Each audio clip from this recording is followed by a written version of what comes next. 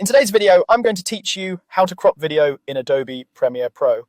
Cropping is a simple way to clean up your frame, remove distracting edges, or create a more intentional composition, and it only takes a moment once you know where to look.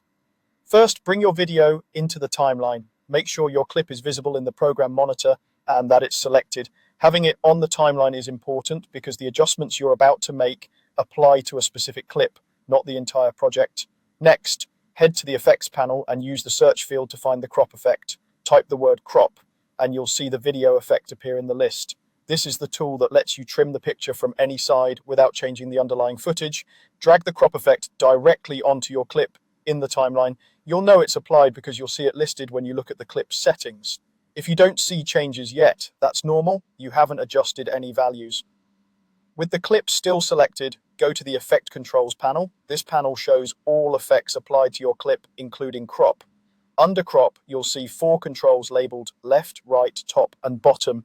These are percentage-based sliders that trim the image inward from each edge. Adjust them one at a time. Increasing the left value trims the picture from the left edge inward.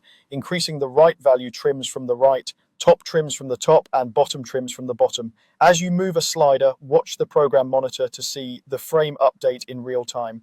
If you want an even crop on both sides, use matching values, say left 10 and right 10. For a subtle horizontal trim, keep top and bottom at 0 and only adjust left and right. If you're aiming for a letterbox look, raise top and bottom by the same amount to create clean bars.